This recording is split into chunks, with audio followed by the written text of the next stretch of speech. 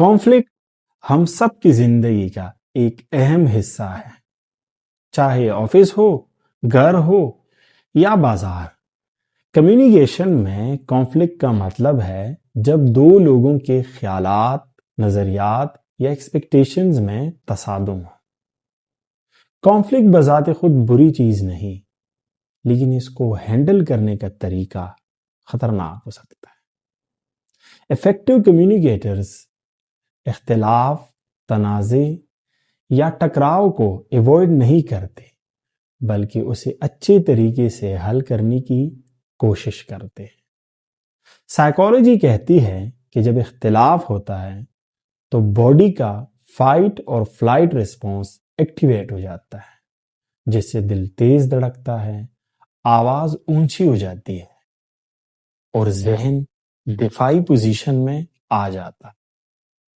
اور یہاں سے جو آپ کو پہلا کام کرنا ہے وہ ہے ایموشنز کو ریگولیٹ کرنا۔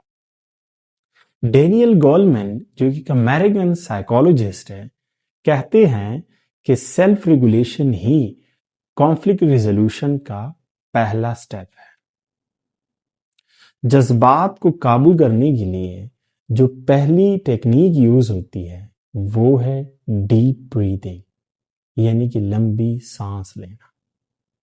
ڈیپ بریتھنگ آپ کے نروس سسٹم کو ریلیکس کرتی ہے۔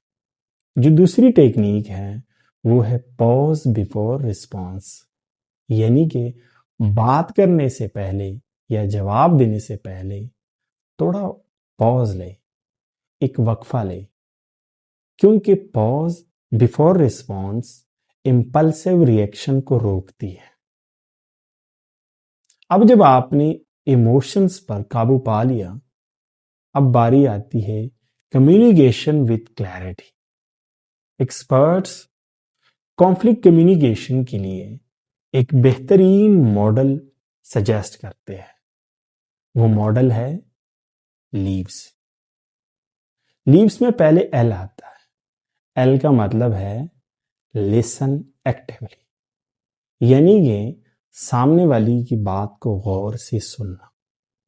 اور دوسرا ہے ای، یعنی کہ ایمپیتائز وتھ فیلنگز، صرف بات کو غور سے سننا نہیں بلکہ اس کے اندر کے جذبات کو محسوس کرنا اور سمجھنا بھی ہے۔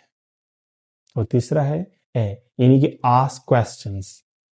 اگر آپ کو اسپیکر کی کسی بات کی سمجھ نہیں آئی تو آپ ان سے سوال کریں، اس سے آپ کا اختلاف کم ہوگا۔ اور اگلا ہے پی، یعنی کہ پیرافریز وتھ کلیئرٹی۔ بات کرتے وقت آپ اسپیکر کی بات کو ریپیٹ یا دہرا بھی سکتے ہیں، اس سے بھی انڈرسٹینڈنگ میں آسانی ہوگی۔ اور آخر میں ہے ایس، یعنی کہ سمرائز۔ آپ نے جتنی باتیں کی آخر میں ان کو سمرائز کریں۔ ہو سکتا ہے کہ کوئی بات اسپیکر بھول گیا ہو اور آپ کے سمرائز کرنے سے ان کو یاد آئے۔ دی ہارورڈ نیگوشیشن پروجیکٹ کے مطابق separating people from the problem ایک بہترین اسٹریٹجی ہے۔ اس کا مطلب ہے کہ کسی کی شخصیت پر اٹیک نہ کرو بلکہ سارا فوکس پرابلم پر دو۔ یاد رکھیں، کانفلکٹ کو ایوائڈ کرنا اچھی بات نہیں۔